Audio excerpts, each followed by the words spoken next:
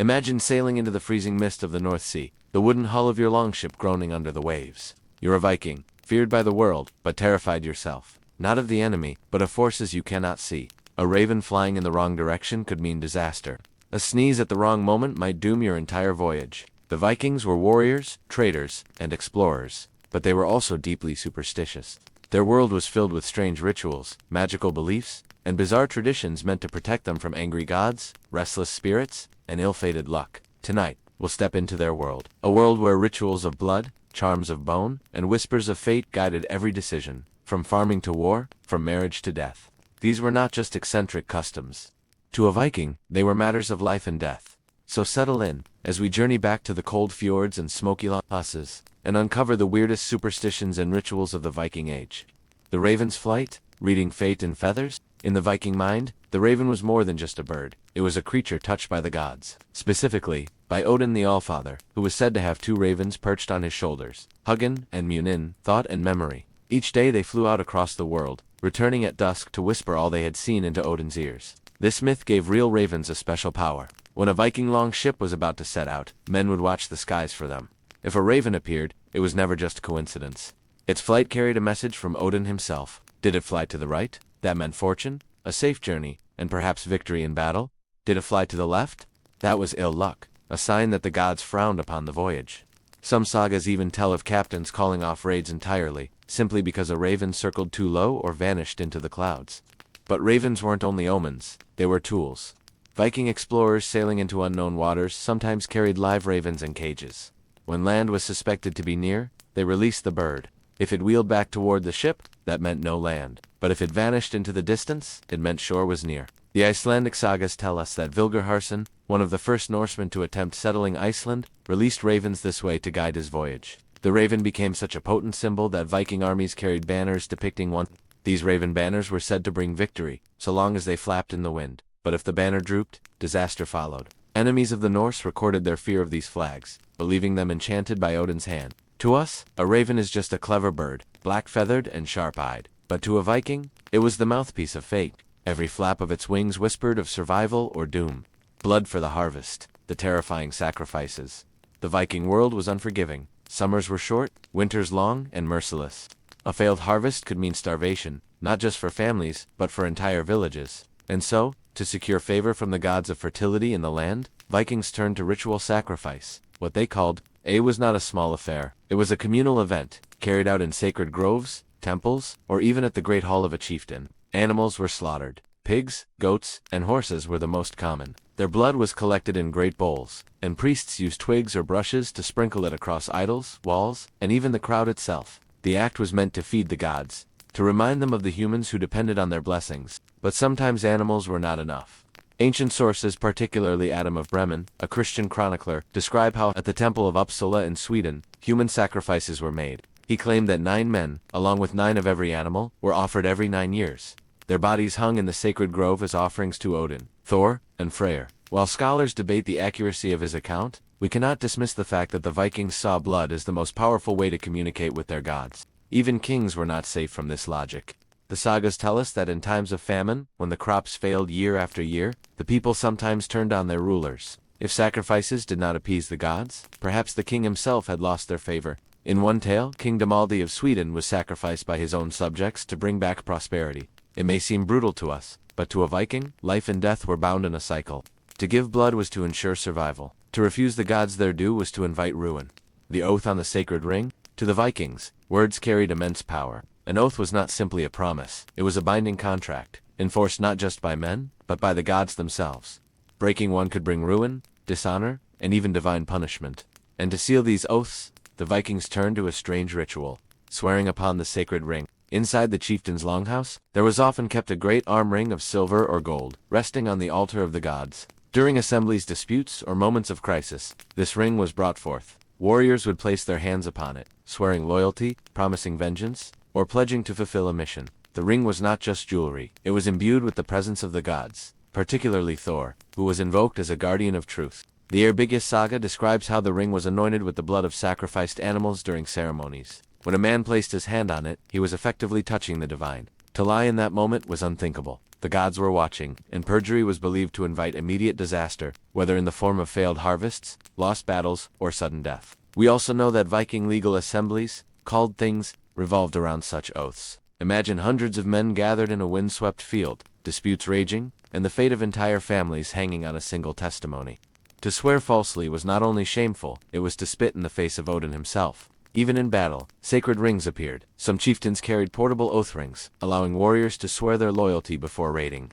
Before blood was shed, words were bound in the eyes of the gods. In a world without written contracts, the Vikings believed that truth itself was held together by ritual. To touch the ring was to tie one's soul to the fabric of fate. Nithing poles, cursing with a horse's head. Few things frightened a Viking more than dishonor. Reputation was everything. Wealth could be rebuilt, but a sullied name could haunt a family for generations. And when words weren't enough to insult an enemy, the Vikings turned to a terrifying superstition, the unstng, or nithing pole. Picture this, a pole driven into the earth, carved with runes of hatred, topped by the severed head of a horse. Its jaw might be forced open, its eyes left to rot, staring blankly into the distance. Around its base, words of shame would be carved, curses directed at the victim.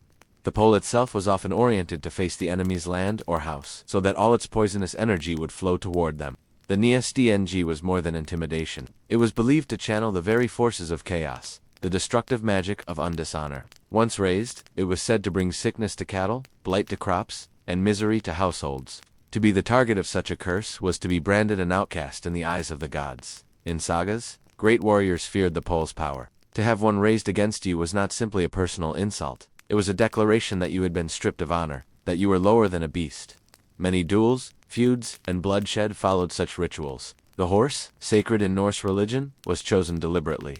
To desecrate its head in this way was to twist holiness into poison. The Vikings believed that the insult and curse would cut all the deeper for it. Even centuries later, Icelandic sagas describe farmers raising nithing poles against neighbors during disputes over land or livestock. Imagine walking home and seeing a rotting horse's head glaring at you on a pole, knowing it was not just meant to disgust you, but to summon ruin itself. For the Vikings, curses weren't whispered. They were carved in wood and flesh, left to fester beneath the open sky. The Draugr, fear of the restless dead. Death was not the end in the Viking world. Sometimes, the dead refused to stay buried. They became Draugr, undead beings that haunted their burial mounds, filled with jealousy and rage. And the fear of these creatures shaped some of the strangest burial rituals in Norse culture. The Draugr were described as swollen, corpse-like figures, often with unnatural strength. They could leave their graves at night, attacking livestock, spreading sickness, or even killing the living. Unlike ghosts, they were physical beings, capable of tearing men apart with their bare hands. Their motive was usually greed or spite.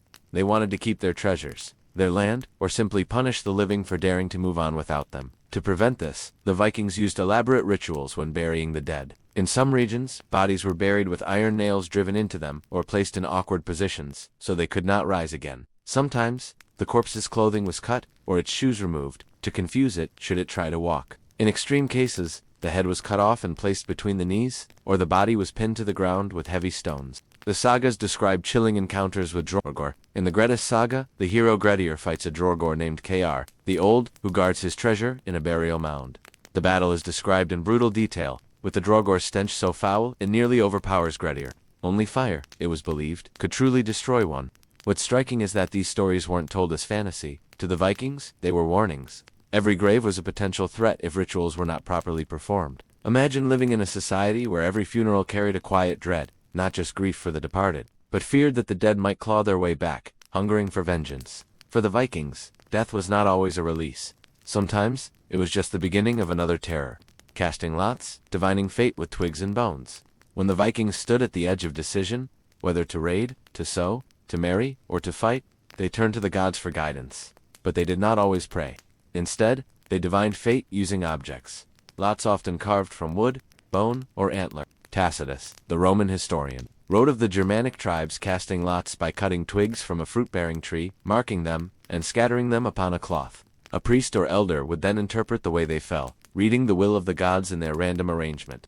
Though Tacitus lived centuries before the Viking Age, his description fits well with later Norse practices. In Viking times, these lots may have been carved with runes, symbols believed to hold magical power. Each rune carried layers of meaning: protection, destruction, fertility, wisdom.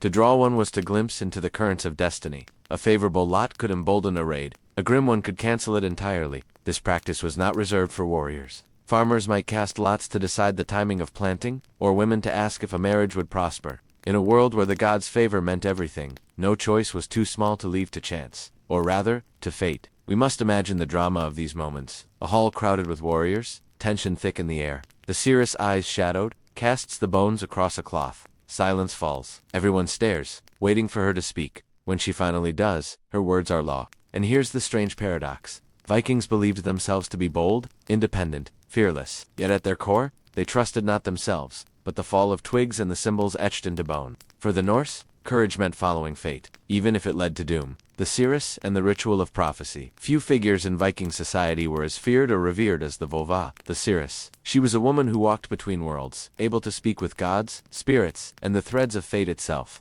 Unlike the chieftain or warrior, her power did not come from weapons or wealth, but from her ability to see what others could not. When a community was uncertain, perhaps before a raid, or when famine loomed, the seeress was called upon. The ritual was both mesmerizing and unsettling.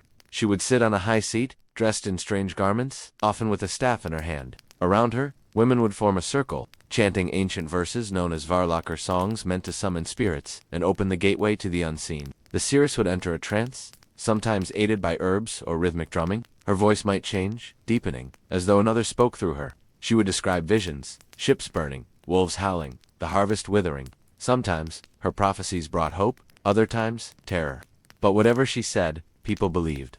The saga of Eric the Red gives a vivid description of one such ritual in Greenland, where the seeress Horbjerg Elva sat upon a high seat, clad in a cloak of catskins, her staff topped with brass. When she spoke, every soul present hung on her words. To ignore her prophecy was unthinkable. Her voice carried the weight of destiny, yet her role was dangerous. She was respected, but also feared. Some whispered that her powers came from dark beings, that she meddled with forces too wild to control. Still, when fate needed to be known, the seeress was summoned. For the Vikings, the future was a storm, and only through the strange chants and trances of the seeress could they hope to see the lightning before it struck. Trolls, land spirits, and the fear of angering the land. Vikings did not see the world as empty. Every mountain, every stream, every patch of soil was alive, inhabited by land spirits, trolls, or unseen beings that could help or harm. This superstition shaped daily life in ways we might find bizarre today.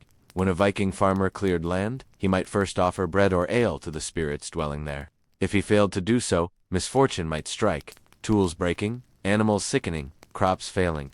Building a house without appeasing the land spirits was considered foolishness of the highest order. Travelers also feared disturbing these beings. When passing certain mounds or boulders, people might leave offerings or whisper apologies. Some sagas tell of those who mocked the spirits, and were swiftly punished with illness, madness, or sudden death. Trolls, meanwhile, were not the comical creatures of modern fantasy. In Viking superstition, they were terrifying, man-eating beings lurking in forests and mountains.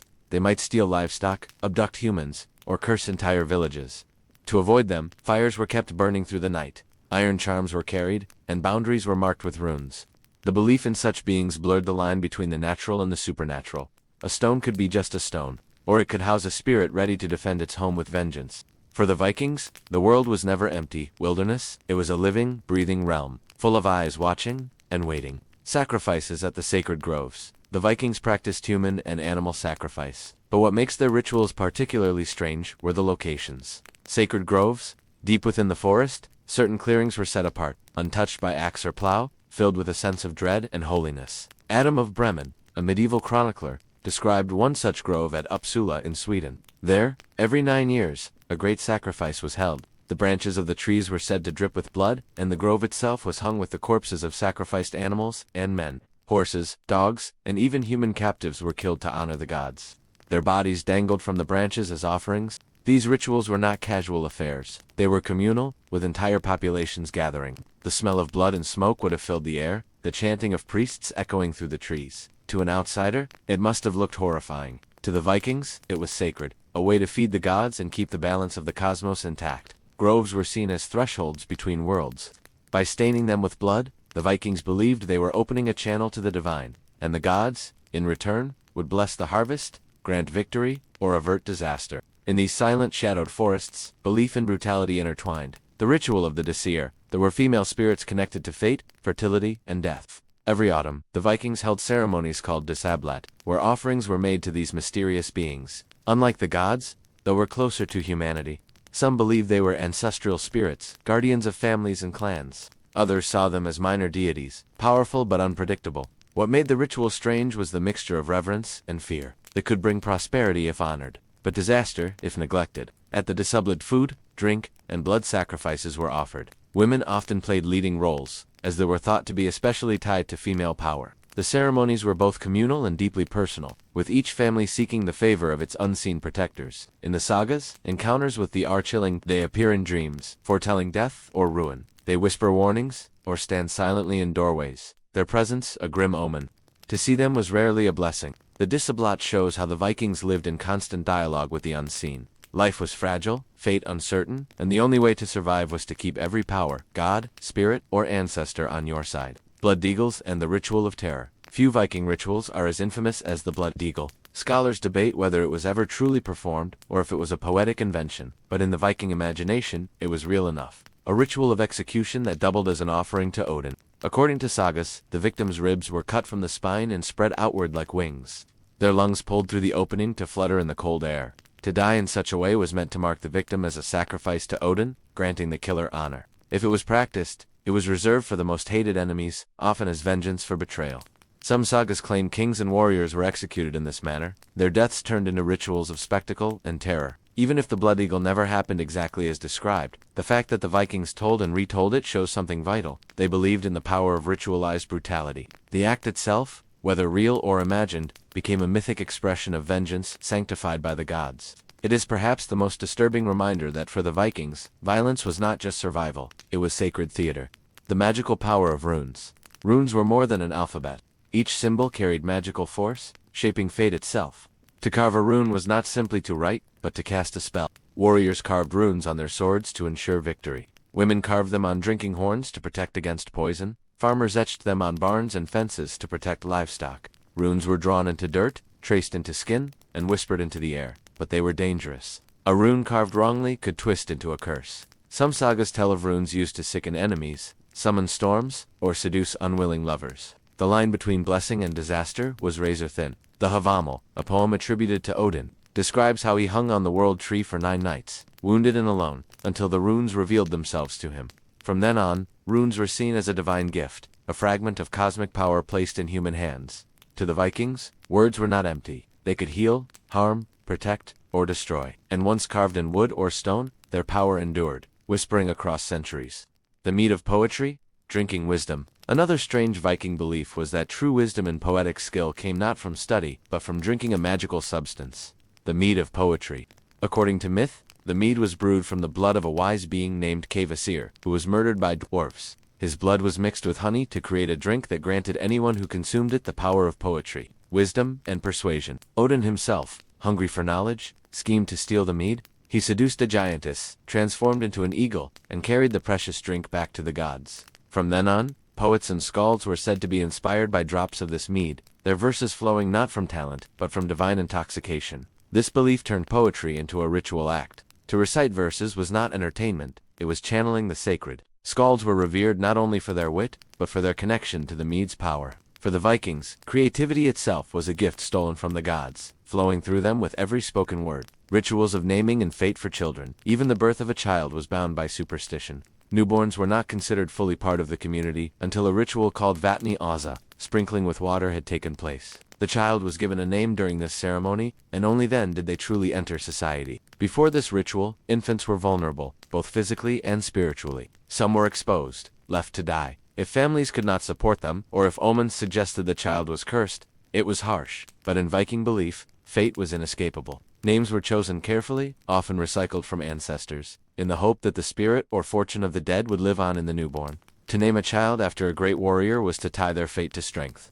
To name them after the unlucky could doom them. The ritual also shows how close Christianity and Norse customs overlapped. Some scholars argue that Vatni Asa influenced, or was influenced by, Christian baptism. But for Vikings, it was less about salvation and more about binding a child's life to the threads of fate. For them, even the first breath of life was surrounded by ritual, omens, and the unseen. The fear of witches and shapeshifters. Magic in Viking society was not always welcomed. While the seers was respected, other forms of sorcery, particularly when practiced by men, were seen as dangerous, even shameful. This was seer, a form of magic associated with fate, illusion, and transformation. Odin himself was said to practice seer, taught by the goddess Freya. Yet sagas often describe male sorcerers with suspicion. To wield such magic was to risk being called unmanly, for it required submission to unseen forces. One of the strangest beliefs tied to this was shapeshifting. Warriors and sorcerers alike were said to transform into animals: bears, wolves, or seals.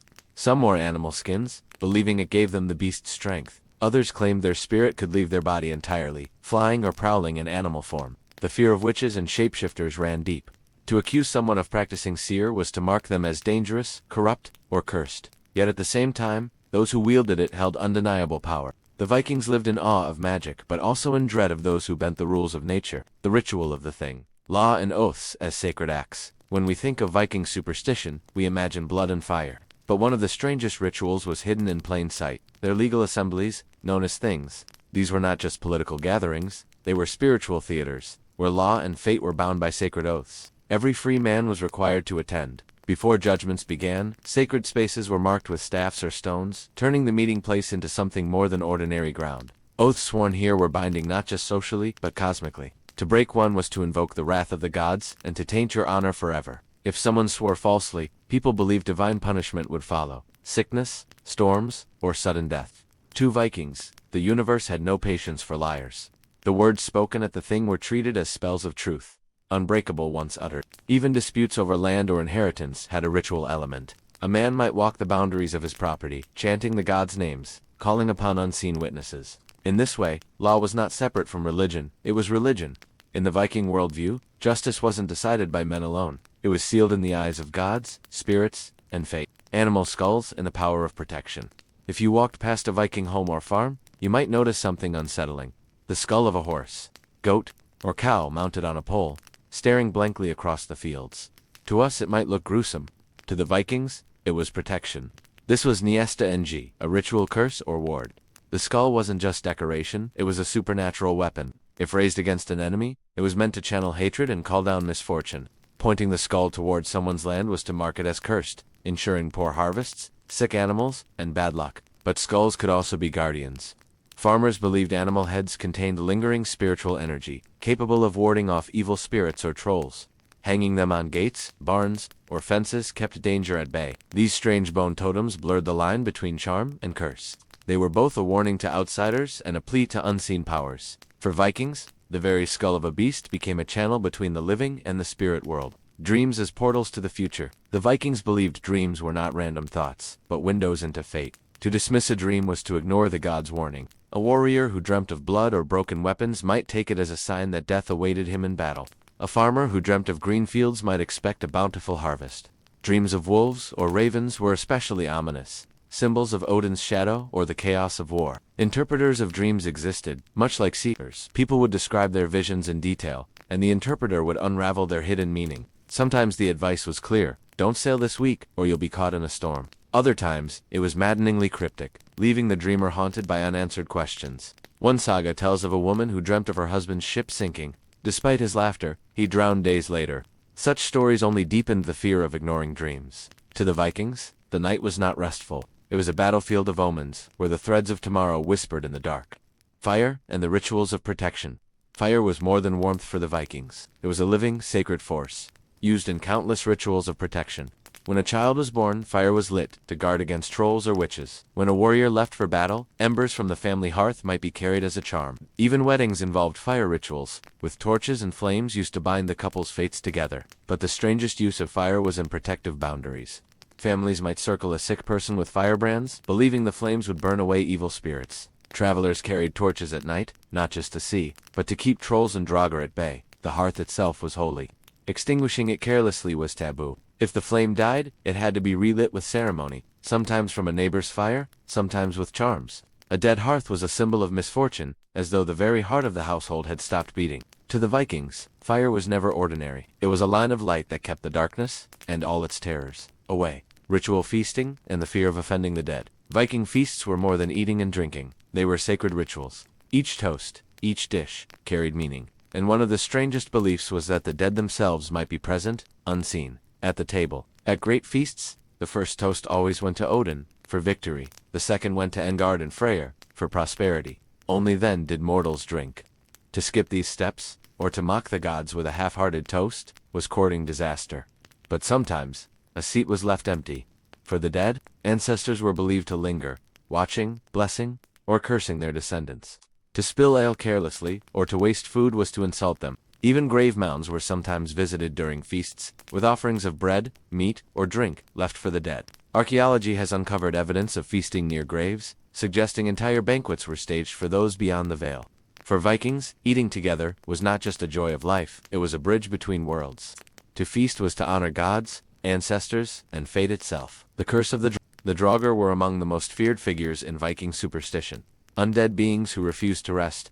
They were not mindless zombies, but powerful malicious spirits, clinging to their treasure and their pride. To prevent someone from rising as a Draugr, special burial rituals were performed. Bodies might be pinned down with stones, tied with cords, or even decapitated. In some graves, weapons were deliberately bent or broken, so the dead could not wield them. Yet stories of Draugr abound. They could grow to giant size, crush men with inhuman strength, and spread death with their presence. Only fire, decapitation, or reburial could stop them. Heroes like Grettir, the strong, are said to have fought Draugr in chilling encounters, struggling not just against corpses, but against restless, hateful spirits.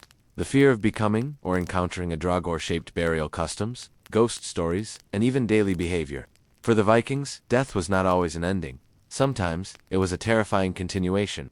The ritual of oaths over sacred weapons. Oaths were binding in Viking culture, but the most serious ones were sworn not on holy books, but on weapons. A sword, an axe, or a spear dedicated to the gods became the altar.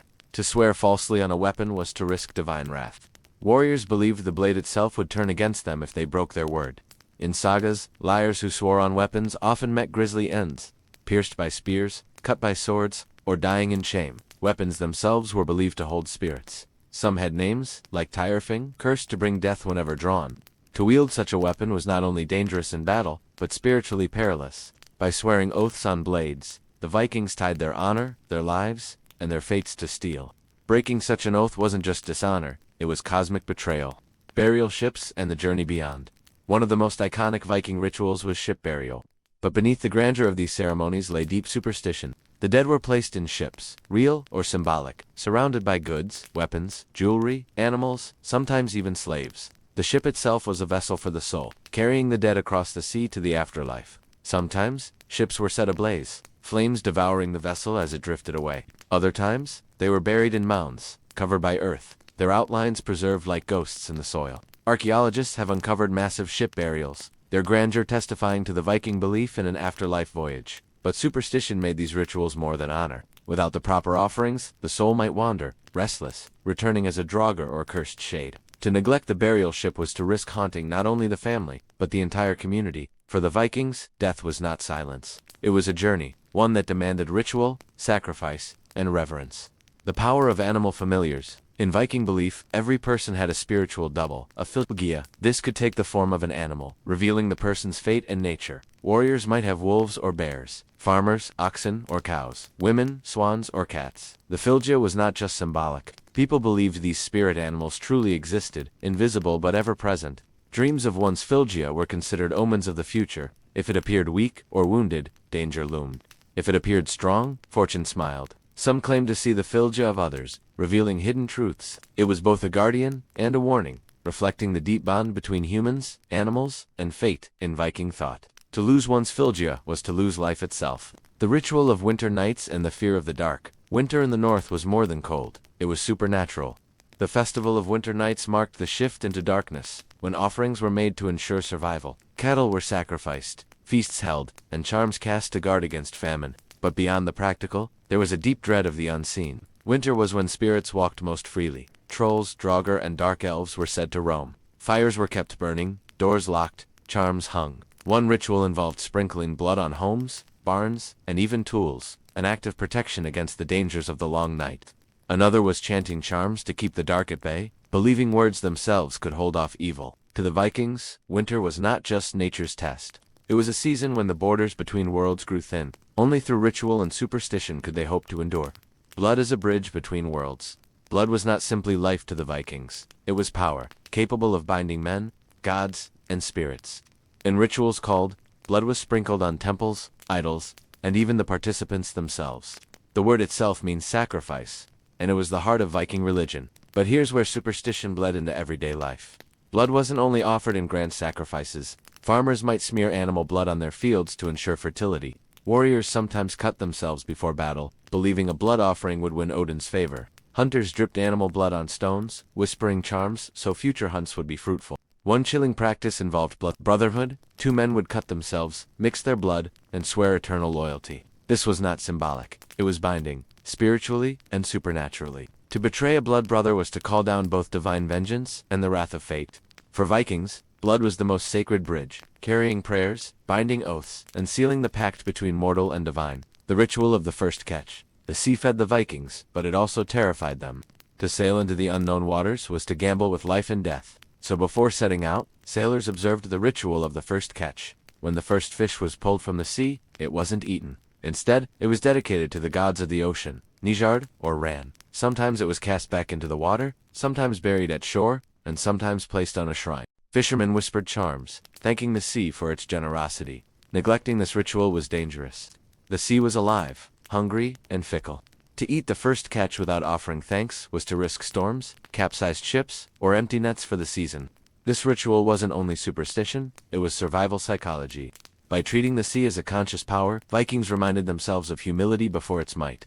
For them, every fish caught was a gift, and the first was sacred. The fear of the shapeshifter. Few superstitions chilled Viking hearts like the hamrammer, the shapeshifter. These were people who could leave their bodies or transform into animals, often wolves or bears. Some were blessed, others cursed. Shapeshifters were believed to be unstoppable in battle. A berserker might not only fight with inhuman strength, but also embody the spirit of the beast he transformed into. Yet this power came at a price. Such men were feared as much as admired, for they could lose themselves, unable to return fully to human form. But not all shapeshifters were warriors. Some were witches, who could slip into the form of seals or birds to spy on others. People believed strange animal behavior near villages could mean a shapeshifter was watching. Killing one was dangerous.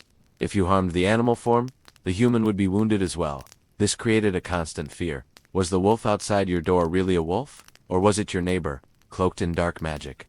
To the Vikings, the line between man and beast was not fixed. It was a shifting, unstable boundary, one that superstition kept them always aware of. The ritual of runes in casting fate. Runes were more than letters. They were keys to fate itself. Carved into wood, bone, or stone, they carried hidden power. To write a rune was to speak with the universe. Casting runes was a ritual of divination. A seeress might toss rune-carved twigs or stones onto cloth, then interpret how they landed. The shape, the order, the overlap, all held meaning. Through this, people asked questions of love, war, or fortune. But runes weren't only for seers. Warriors carved them into weapons, believing the marks would make their blades strike true. Sailors carved runes onto ships, hoping to calm storms or find their way.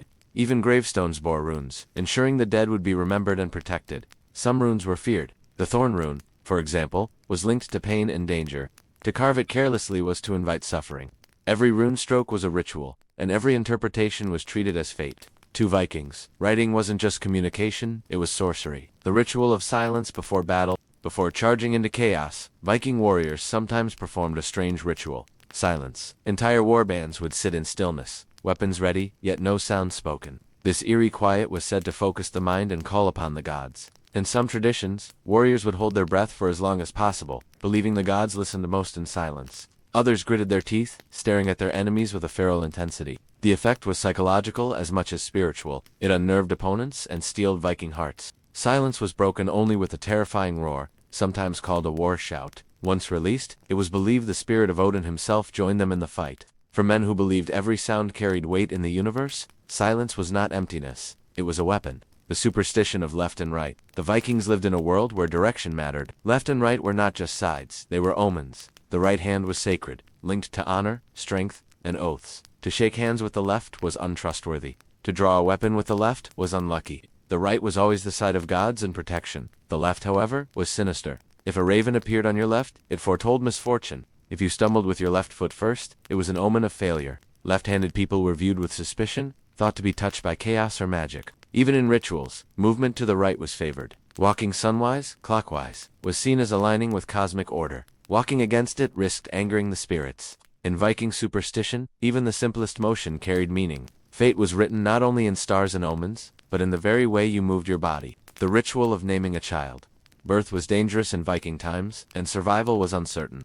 But once a child lived past its first days, a naming ritual secured its place in the family. And in the world of fate, the ceremony involved sprinkling water over the child, not unlike baptism, while naming it aloud. This wasn't only to give identity, it was to call the child's spirit fully into life. Some names were chosen to honor ancestors, believed to bring their blessings. Others invoked gods or animals, meant to shape the child's destiny. Until this ritual, a newborn was in limbo. If the child was sickly, it could be exposed, left to die, its spirit unbound. But once named, it became part of the family, protected by luck, law, and fate. Even the act of speaking the name aloud was treated as magical. A name tied the child to the universe, ensuring it was no longer just flesh, but a soul woven into the tapestry of existence.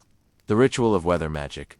Living in the harsh north, the Vikings were obsessed with weather, and they believed it could be influenced through ritual. Farmers sacrificed to Freyr for sun and rain, while sailors prayed to Ungerd for calm seas. But beyond prayers, they performed strange acts. Some blew into horns, believing the sound could drive away storms. Others tied knots in cords, each knot a wind, released by untying. There are tales of witches selling wind knots to sailors. A cord with 3 knots was given. The first released a breeze, the second a strong wind, and the third a storm. Whether true or trickery, sailors believed deeply enough to pay. For Vikings, weather wasn't random, it was a dialogue with gods, spirits, and magic. Survival depended not only on skill, but on the right ritual performed at the right time.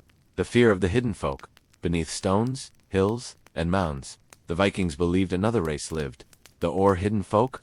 These beings were invisible most of the time, but could appear when they wished. They were neither wholly good nor evil. Some helped farmers by tending cattle at night. Others cursed those who trespassed on their land, disturbing their homes. Moving a stone, cutting a sacred tree could bring disaster. To appease them, Vikings left offerings of milk, bread, or ale near stones or hills.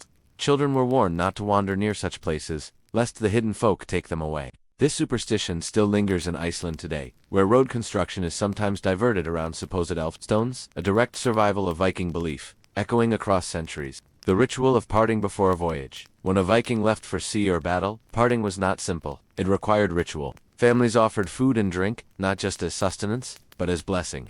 Wives tied charms into their husbands' clothing, often strands of hair braided into knots for luck.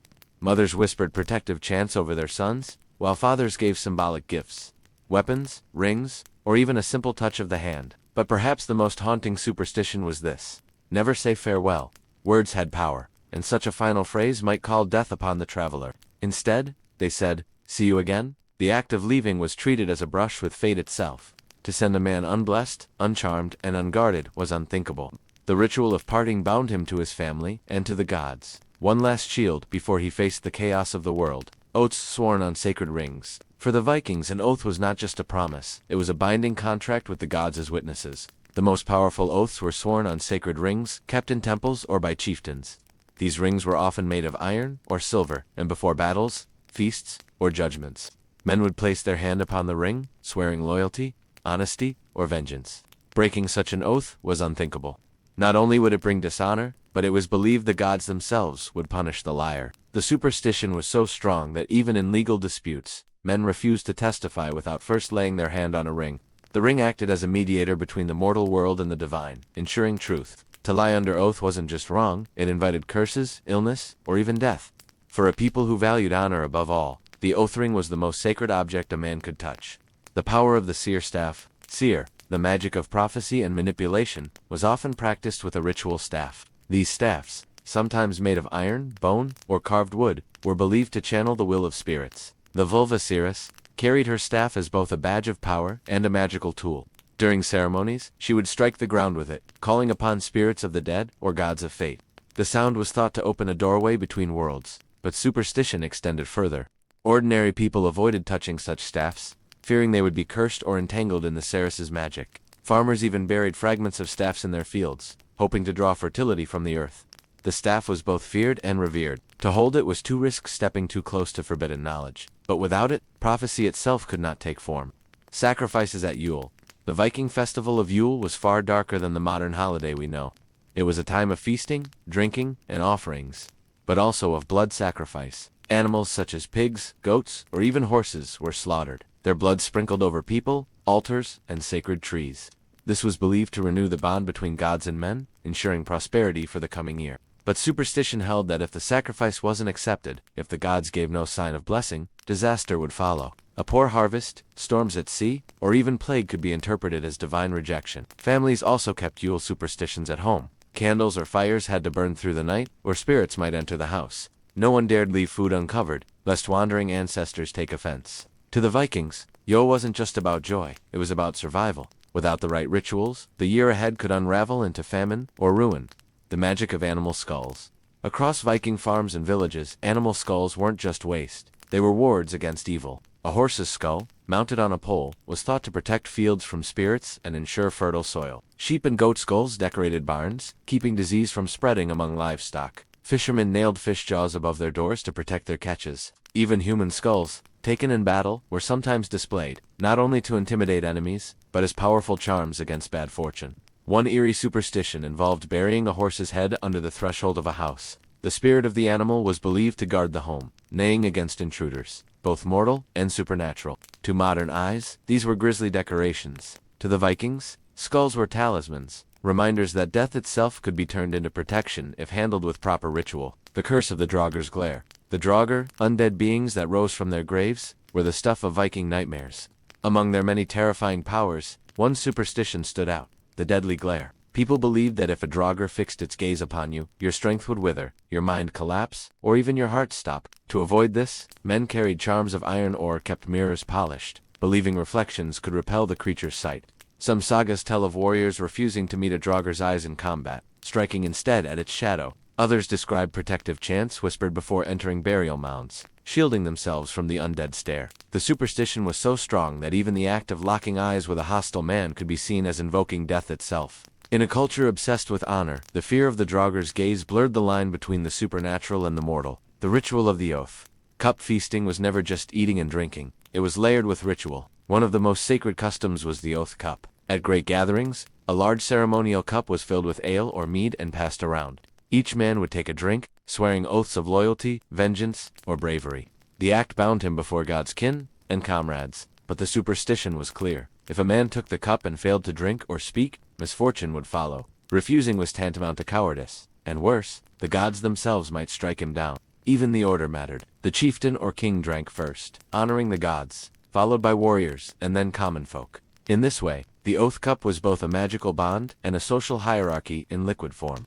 The cup was never just a vessel, it was fate itself, passing hand to hand. The fear of trolls in the wild. The Viking world was haunted by trolls, not the playful creatures of modern fantasy, but grotesque beings of the wilderness. Trolls were said to dwell in mountains, forests, and caves, emerging at night to attack travelers or steal livestock. Some were massive, others small and cunning, but all were feared. Superstition gave rise to endless protective rituals. Travelers carved protective runes on their weapons before entering troll country. Farmers left offerings of food on the edges of fields, hoping trolls would be satisfied and not raid their barns. The most common ward was iron, knives, horseshoes, or nails carried in pockets. Trolls were believed to despise the metal and flee from it. In Viking imagination, trolls represented the untamed chaos of nature. To wander without protection was not just dangerous, it was suicidal. The ritual of dream interpretation. Dreams were not dismissed in Viking society. They were omens, visions, and messages from gods or ancestors. Superstition surrounded the act of waking. If a dream was disturbing, one had to speak of it immediately, or its curse might settle permanently.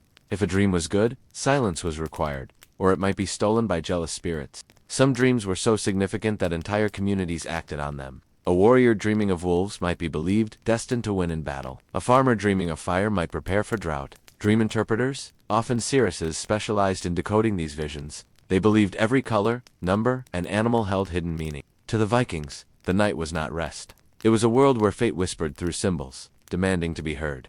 The power of the Nithing pole. Few curses in the Viking world were more feared than the unstang. The Nithing pole. This was a carved pole, often topped with a horse's head, set up outside an enemy's home or land. Upon it, curses were spoken aloud, calling down ruin, illness, or exile. The horse's head was believed to carry the words to dark spirits, who would torment the victim until death. But here's the chilling part. Simply seeing a Nithing pole planted against you was enough to destroy reputations. It marked you as cursed, dishonored, and shunned. No warrior wanted to fight beside a man who bore such a mark. People feared the Nithing pole so deeply that destroying one without proper ritual could backfire, bringing the curse upon yourself. It was superstition weaponized. A ritual not of sword and shield, but of shame and spirit. The ritual of the dead man's shoes. The Vikings believed that the dead carried power with them, and one of the strangest superstitions surrounded their shoes. When burying a man, shoes were placed on his feet so he could walk into the afterlife. Without them, his spirit might wander restlessly, haunting the living. But some took this further. Warriors sometimes wore the shoes of fallen comrades, believing the strength of the dead would pass into them. Others feared the practice, certain it would also bring their fate. Farmers buried old shoes at field edges, thinking the spirits of their ancestors would help crops grow. Families even kept worn shoes in the house as charms, a reminder that the dead watched over them. To the Vikings, shoes weren't just leather. They were symbols of journeys, both in this life and the next. The luck of the burial mound. To the Vikings, burial mounds were more than graves. They were wells of power. People believed the spirits of ancestors lingered there, watching over the land. Families visited these mounds with offerings of food, ale, or even weapons, hoping to win blessings. Farmers believed that touching the soil of an ancestor's mound and sprinkling it over their fields could ensure fertile harvests. Warriors also sought strength from the dead.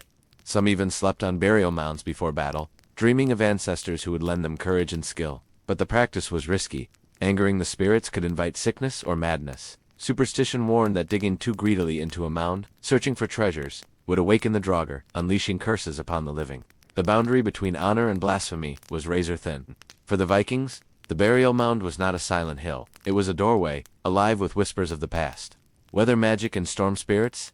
The Viking seafarer's life depended on weather, and with it came countless superstitions. Storms weren't seen as natural events, but as signs of Odin's wrath or the anger of sea spirits. Sailors carried charms carved with runes to calm waves or change winds. Some spat into the sea before departure as a symbolic gift. Others believed whistling on deck could summon storms, so silence was enforced when skies darkened. Strangely, sacrifices of livestock were sometimes made to appease the ocean itself.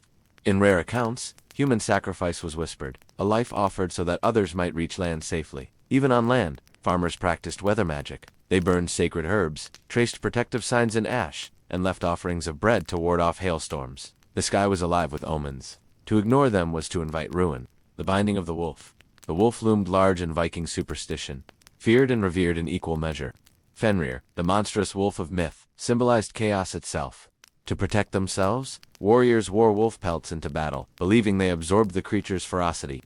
But there were also darker beliefs. A man who killed a wolf without ritual risked being haunted by its spirit, cursed to hear its howls in his dreams. Communities developed rituals of binding. When wolves threatened livestock, people would carve runes of restraint into wood and place them near pastures, hoping to tie the spirit of the beasts. The superstition extended to warfare. Tying wolf imagery to weapons was thought to channel strength, but only if the weapon was fed with blood before battle. Otherwise it might turn on its wielder. The wolf was never just an animal. It was a force, balanced precariously between protector and destroyer. The hidden power of runes. Runes were the very letters of the Viking alphabet, but they were more than writing. They were living symbols, each carrying magical force. Superstition dictated that carving runes wasn't casual. Each stroke had to be intentional, each word chosen carefully, or the symbols might backfire. To carve runes without knowledge was to invite disaster. Swords carried runes for victory. Drinking horns bore runes for protection against poison. Even ships bore inscriptions, their hulls inscribed to defy storms and monsters.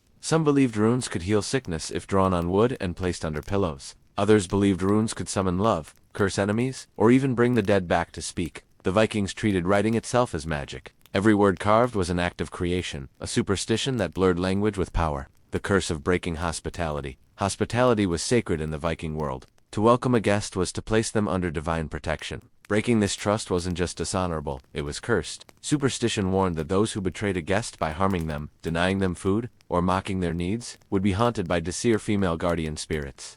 These beings would twist fate, bringing sickness or misfortune upon the oathbreaker's household. Even the smallest acts mattered. Bread must be offered before conversation, ale before questions. To fail in this ritual was a silent insult. Travelers believed they carried an invisible shield of hospitality with them, ensuring safety as long as they behaved honorably. But once broken, that shield shattered, leaving them vulnerable to both men and gods. Hospitality wasn't kindness, it was survival. Bound by superstition, stronger than any law. Shapeshifters in the night. The Viking imagination was filled with tales of shapeshifters, men and women who could transform into animals. Some were berserkers, who wore bear or wolf skins, channeling the creature's rage. Others were witches who shifted into owls, cats, or seals. Superstition insisted that these transformations left traces. A witch who turned into a cat might still bear human eyes. A berserker in wolf form might still walk upright in dreams. Communities lived in quiet fear of shapeshifters. If livestock went missing, suspicion fell on neighbors. If a storm destroyed crops, whispers spread that someone had turned into a raven to curse the land. To protect themselves, villagers carried iron charms, burned herbs, or recited warding chants before sleep. But deep down, many accepted the truth. In the Viking world, the line between man and beast was thin. The sacred fire rituals. Fire wasn't just warmth to the Vikings, it was holy. The hearth in every home was guarded with care, as its flame was believed to link directly to ancestral spirits. Superstition held that letting the fire die was dangerous. Spirits might grow restless, children might sicken, and the household's luck might drain away. During rituals, special fires were lit from 9 different kinds of wood, producing smoke believed to drive away curses. In some regions, people leaped over flames, ensuring health and fertility for the year ahead. Even torches used in funerals carried magic. Their flames were thought to guide the dead to the afterlife. If a torch went out too soon, the spirit might wander forever. To the Vikings, fire was never mundane. It was life, death, and the thread that bound the worlds. The whale's curse. The sea was both lifeblood and terror, and few superstitions were stranger than the whale's curse. Whales were seen as both omens of bounty and doom. A whale sighted near shore could mean plentiful fish, or it could mean a storm so fierce that ships would sink. Some believed whales were shape-shifted giants or sea spirits, punishing greedy sailors. Others swore that eating whale meat without proper ritual brought madness or infertility. Communities developed protective chants, sung before voyages, to appease the whale spirits. Fishermen carried knives carved with runes to cut through the curse if a whale was encountered. The creature's sheer size and mystery turned it into a vessel of superstition. To Vikings, whales weren't just animals, they were guardians of the deep, to be feared, honored, and avoided. The fear of the hidden people. The Vikings believed in, or hidden people, mysterious beings who lived in rocks, hills, and mounds. These invisible neighbors were to be treated with utmost respect. Superstition warned against building houses or barns without first asking permission from the hidden folk. Ignoring them could bring collapsed walls, dying animals, or sudden illness. Offerings of milk, bread, or beer were left outside at night, a sign of goodwill. Children were warned never to mock strange voices in the wind, lest they insult the hidden folk. Farmers even altered roads and fields to avoid disturbing sacred rocks, believed to be their homes. To displace the hidden people was to invite their vengeance.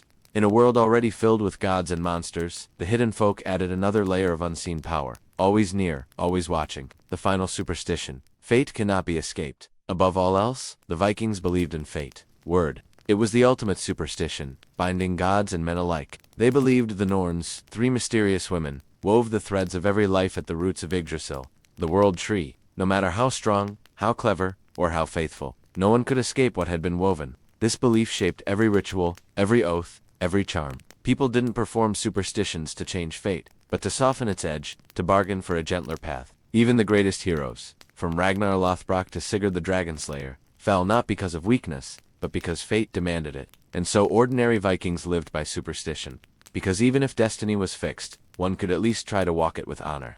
And so, we come to the end of our journey through the strangest Viking superstitions and rituals. From whispers on burial mounds to the hidden folk in the hills, from sacred fire to the belief that fate itself could never be escaped, the Viking world was one where every shadow, every wave, and every flicker of light carried meaning. For them, life was a constant negotiation with unseen powers. To break a taboo was to invite ruin. To honor the ritual was to walk in step with gods, spirits, and ancestors. These weren't just stories, they were survival. But here's the chilling thought. Many of these beliefs linger, even today. The echoes of Viking superstitions still haunt northern Europe, in festivals, in folktales, even in the way people treat ancient burial mounds with quiet respect. Perhaps, just perhaps, the Vikings knew something we'd forgotten. If this journey into the strange and unsettling world of the Norse has fascinated you, don't let it end here. Hit that subscribe button, because we have even darker histories, bizarre rituals, and hidden truths waiting in future episodes. Drop a comment below. Which superstition shocked you the most? Would you dare sleep on a burial mound? Or leave offerings for the hidden people? I'll be reading your thoughts. And if you want to keep exploring the forbidden corners of history, check out the next video waiting for you on screen right now. Until then, may your path be free of curses, your luck stronger than fate, and your fire never burn out.